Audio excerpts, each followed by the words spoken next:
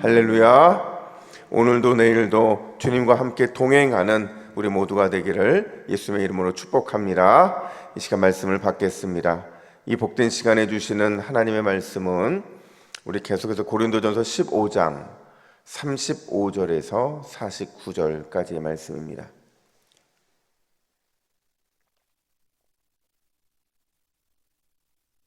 고린도전서 15장 35절부터 49절, 영광스러운 그날을 기대하라 라는 제목으로 오늘 말씀을 받겠습니다. 우리 한 절씩 교독합니다. 누가 묻기를 죽은 자들이 어떻게 다시 살아나며 어떠한 몸으로 오느냐 하리니, 어리석은 자여, 내가 뿌리는 씨가 죽지 않으면 살아나지 못하겠고, 또 내가 뿌리는 것은 장래의 형체를 뿌리는 것이 아니요 다만 밀이나 다른 것의 알맹이 뿐이로되, 하나님이 그 뜻대로 그에게 형체를 주시되 각 종자에게 그 형체를 주시느니라. 육체는 다 같은 육체가 아니니 하나는 사람의 육체요, 하나는 짐승의 육체요, 하나는 새의 육체요, 하나는 물고기의 육체라. 하늘에 속한 형체도 있고 땅에 속한 형체도 있으나 하늘에 속한 것의 영광이 따로 있고 땅에 속한 것의 영광이 따로 있으니, 해의 영광이 다르고 달의 영광이 다르며 별의 영광도 다른데 별과 별의 영광이 다르도다. 죽은 자의 부활도 그와 같으니 썩을 것으로 심고 썩지 아니할 것으로 다시 살아나며, 욕된 것으로 심고 영광스러운 것으로 다시 살아나며, 약한 것으로 심고 강한 것으로 다시 살아나며, 육의 몸으로 심고 신령한 몸으로 다시 살아나나니, 육의 몸이 있은즉 또 영의 몸도 있느니라. 기록된 바 첫사람 아담은 생령이 되었다 함과 같이 마지막 아담은 살려주는 영이 되었나니, 그러나 먼저는 신령한 사람이 아니요 육의 사람이요 그 다음에 신령한 사람이니라. 첫사람은 땅에서 났으니 흙에 속한 자이거니와 둘째 사람은 하늘에서 나셨느니라. 무릇 흙에 속한 자들은 저 흙에 속한 자와 같고 무릇 하늘에 속한 자들은 저 하늘에 속한 자와 같으니, 함께 있습니다. 우리가 흙에 속한 자의 형상을 입은 것 같이 또한 하늘에 속한 이의 형상을 입으리라. 아멘. 여러분, 질문이 세상을 바꾼다라는 말이 있어요. 신앙생활을 함에 있어서 질문이 굉장히 중요한데, 세상을 향해 던진 질문 하나가 세상을 바꾸고, 또 고민을 향해 던진 고민 하나가 고민을 해결하고, 또 문제를 향한 질문이 문제 해결의 실마리를 제공할 때가 굉장히 많이 있습니다. 그러니까 신앙은 끊임없이 질문하고 그 질문에 대한 답을 찾아가는 것이 우리를 성숙하게 하고 우리를 자라나게 만든다는 거예요. 바울이 이제 종말에 대한 얘기를 쭉 진행을 하고 있는데, 아마도 고린도 교회 성도들에게 있어서도 이 종말에 대한 의문이 굉장히 컸던 것 같아요. 질문을 듣다가 또 여러 가지 얘기를 하다가 그들 안에 있는 질문들이 등장을 했는데, 오늘 어떤 질문이 등장을 하느냐, 우리 35절 말씀을 같이 읽습니다. 35절입니다. 시작. 누가 묻기를 죽은 자들이 어떻게 다시 살아나며 어떠한 몸으로 오느냐 하리니. 고린도 교회 성도들의 질문은 두 가지였어요. 첫 번째는 어떻게 라는 것이고, 두 번째는 어떠한 몸으로 라는 것이죠. 이걸 좀 풀어 말하면, 죽은 자들이 어떻게 다시 살아날 수 있느냐, 그리고 만약 다시 살아난다면 어떠한 몸으로 살아나느냐, 이게 고린도 교회의 질문이었는데, 특별히 이 두 가지 질문은요, 부활을 소망하는 삶을 살아가는 우리의 삶이 얼마나 중요한지를 보여줍니다. 우리가 어떻게 다시 살아날 것이고, 살아난다면 어떠한 몸으로 살아나느냐 하는 것은 오늘을 살아감에 있어서 미래의 부활을 소망하는 삶, 그 삶이 어떠해야 하는지를 보여주고 있는데, 첫 번째로 염려하는 인생이 아니라 약속을 바라보는 인생이 돼야 된다라는 것을 보여줍니다. 오늘 질문을 받은 바울이요, 질문을 했으면 좀 친절하게 대답해주면 좋은데 뭐라고 시작을 하느냐, 36절 보니까 어리석은 자여 라고 말하고 있어요. 그러니까 책망하는 거거든요. 너희들 왜 이렇게 생각이 없느냐, 너희들 이렇게 미련하냐, 너희들 왜 이렇게 무지하냐, 이렇게 질문을 하고 있는 거죠. 왜 이런 책망을 하고 있느냐 하면요, 그러니까 이 질문의 의도가 잘못됐던 거예요. 아마도 고린도 교회의 성도들은요, 자신들의 현재의 삶에 좀 만족스럽지 못했던 것 같아요. 그냥 단순히 현재의 삶에 만족하지 못한 게 아니라 자신의 남들보다 뛰어나지 못한 외모에 대해서, 그리고 자신이 병들고 나약한 육신을 가진 것에 대해서, 심지어 어르신들 중에서는 세월의 흔적이 몸에 남는 것 때문에 아마 굉장히 불만족스러웠던 것 같아요. 그러던 차에 이 바울의 부활에 대한 이야기를 듣고 또 그런 가운데서 마음에 여러 가지 생각들이 나기 시작했던 거예요. 저도 동일한 이 질문을 받은 적이 있었는데요. 어떤 그 할머니 집사님이셨어요. 늦게 예수님 믿고 이제 천국에 대한 소망을 갖고 살아갔는데 이제 갑자기 뜬금없이 그런 생각이 든 거예요. 이제 자기 안에 평생 외모에 대한 컴플렉스가 있었는데 공부도 열심히 했어요. 그 나이에, 그 연배에 정말 열심히 공부했고 또 좋은 직장 다녔어요. 여러분, 예전에는 어르신들 같은 경우는 여자들이 무슨 대단한 직장을 갖기 쉽지 않았잖아요. 근데 정말 좋은 직장에 다녔고 먹고 살 수 있을 만큼 성공한 삶을 살았는데 여전히 외모 컴플렉스 극복이 안 되는 거예요. 그래서 그런 차에 저의 종말론 강의를 듣다가 그분이 갑자기 뜬금없이 그런 질문을 하셨어요. 어떤 질문을 했냐면, 목사님, 만약에 천국에 가면 지금 이 얼굴과 이 몸으로 가는 게 맞습니까? 이렇게 물어보는 거예요. 그래서 제가 그 질문을 받으면서 이게 어떻게 보면 성도들에게는 굉장히 궁금할 수 있겠다라는 생각이 들더라고요.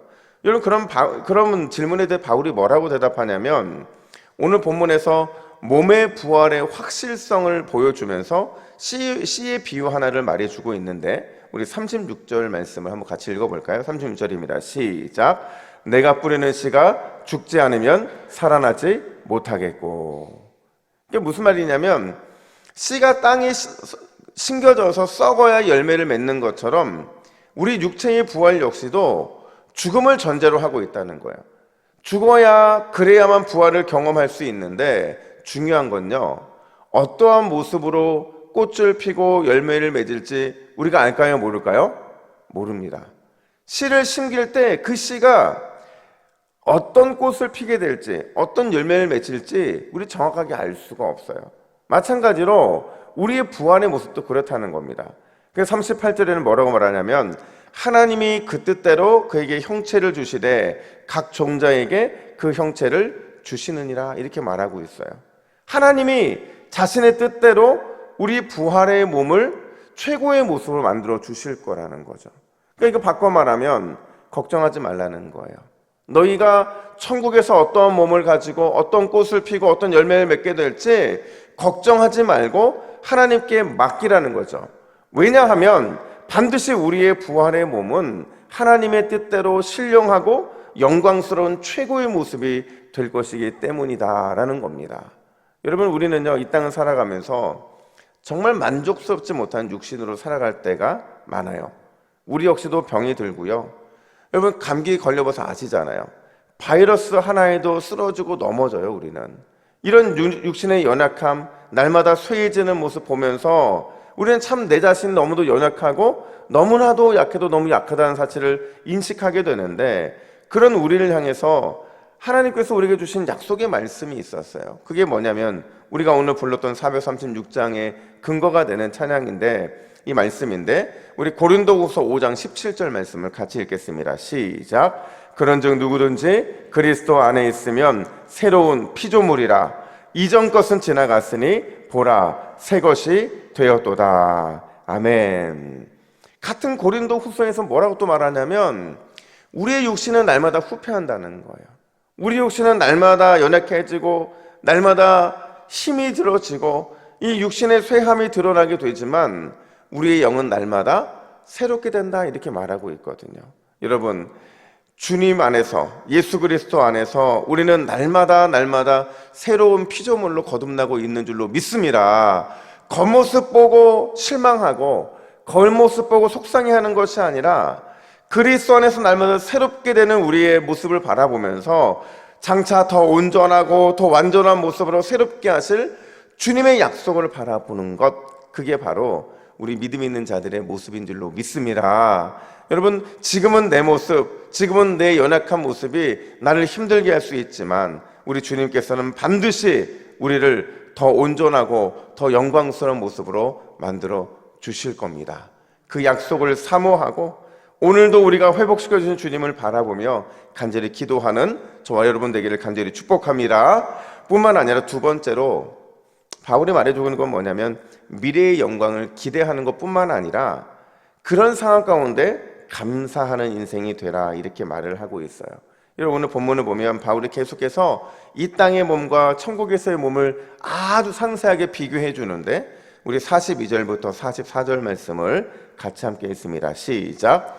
죽은 자의 부활도 그와 같으니 썩을 것으로 심고 썩지 아니할 것으로 다시 살아나며, 욕된 것으로 심고 영광스러운 것으로 다시 살아나며, 약한 것으로 심고 강한 것으로 다시 살아나며, 육의 몸으로 심고 신령한 몸으로 다시 살아나나니 육의 몸이 있은즉 또 영의 몸도 있느니라. 아멘.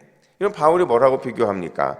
썩을 것, 썩지 않을 것, 욕된 것, 영광스러운 것, 약한 것, 강한 것, 육의 몸, 신령한 몸, 이렇게 완전히 다른 것으로 구별하고 있잖아요.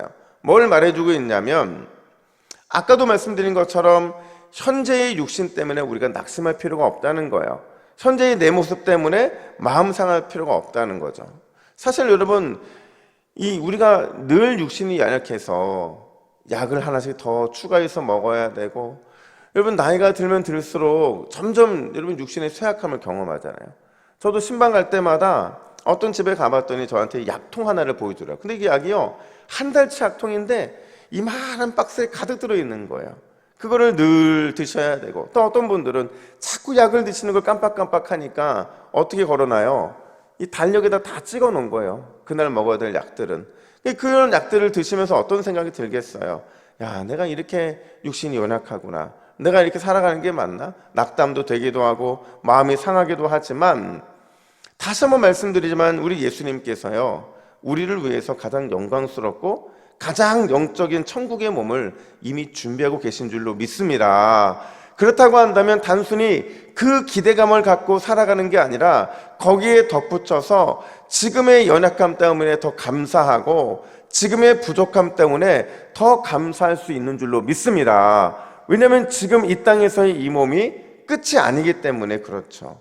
그리고 심지어 이 땅을 살아가면서 하나님께서 우리에게 원하시는 건 뭐냐면, 저 하늘나라에서 받게 될 영광스러운 몸과 가장 영적인 몸의 그 부활을 기대하면서 이 땅에서도 너희의 육신의 연약함을 위해 기도하고, 천국의 빛이 우리에게 임해서 우리의 연약함이 회복되고 더 날로 새로워지는 것들을 이 땅에서도 맛보기를 원하시는 줄로 믿습니다. 그래서 우리는 우리의 건강을 위해서도 기도를 해야 된다는 거예요. 근데 여러분, 저는 그런 생각이 들어요. 이 본문을 쓸 때 바울의 마음이 어땠을까? 여러분, 바울은요, 육체에 아주 고통스러운 질병이 있었어요. 너무 힘들다 보니까 하나님께 제발 이 육체의 고통을 좀 가져가 달라고 몇 번 기도했어요? 3번 기도했잖아요. 근데 주님께 리젝 당했잖아요. 거절당했잖아요. 그럼에도 불구하고 바울은 그 다음부터 그런 기도하지 않거든요. 오히려 감사하거든요. 옥에 갇혀서 매를 맞고 수많은 핍박을 받으면서 몸의 이 연약함들이 그대로 드러났을 때도 그는 늘 감사했어요. 그 감사할 수 있는 이유가 뭐였냐면, 이 땅에 소망이 있는 것이 아니라 하나님 나라에 소망이 있었기 때문에 그런 거죠. 그래서 하나님 나라에서 가장 영광스럽고 가장 영적인 몸의 부활이 나를 기다리고 있는데, 오늘의 아픔쯤은, 오늘의 불편함쯤은, 오늘의 약함쯤은 본인이 참을 수 있고 더 나아가서 감사할 수 있었던 거죠. 여러분, 우리가 주님께서 이 땅의 연약한 몸, 그 몸을 입고 오셔서 그분도 역시도, 우리 주님 역시도 우리와 똑같은 고생을 하셨어요. 아프셨고 불편하셨고 약함을 느끼셨죠. 여러분, 그럼에도 불구하고 우리 예수님께서 끝까지 참을 수 있었던 것은 그분 역시도 부활을 소망했기 때문인 줄로 믿습니다. 그 주님이 우리를 위해서 부활의 첫 열매가 되셨고, 우리는 그 부활을 쫓아가면서 우리 역시도 그 완전함을 바라보게 될 거예요. 여러분, 오늘 우리가 조금 더 주 앞에 감사하고, 우리가 조금 더 주 앞에 나의 연약함 때문에 감사의 제목으로 올려드릴 때 주님이 우리의 기도를 받으시는 줄로 믿습니다. 그래서 바울은 이렇게 고백하기를 원해요. 49절 말씀 같이 읽습니다. 시작. 우리가 흙에 속한 자의 형상을 입은 것 같이 또한 하늘에 속한 자의 형상을 입으리라. 아멘. 미래의 영광을 바라보면서 오늘 감사의 씨앗을 심는 저와 여러분들이 되어서 하늘에 속한 이의 형상을 이 땅에서 맛보는 귀한 은혜가 임하기를 예수님의 이름으로 축복합니다. 우리 화면 보시고 같이 기도의 제목을 읽습니다. 같이 읽습니다. 시작. 주여, 현재의 내가 아닌 하나님 나라에서 영광스러워질 내 모습을 기대하게 하옵소서. 미래의 영광을 기대하며 오늘 더 감사 또 감사 계속 감사하게 하옵소서. 아멘. 기도하겠습니다. 하나님 아버지, 은혜와 사랑을 감사합니다.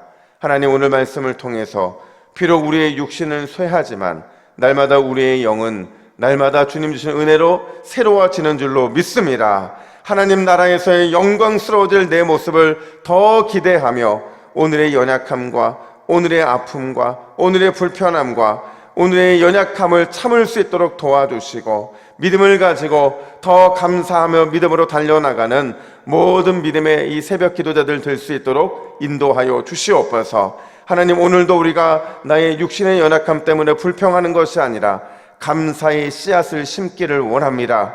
그 심겨진 감사 가운데 좋은 열매가 맺혀지게 하시고 하나님의 선한 열매가 맺혀져서 오늘도 감사의 열매로 기뻐하는 모든 주님의 새벽 기도자들 되게 하여 주시옵소서. 감사드리며 예수님의 이름으로 기도하옵나이다. 아멘.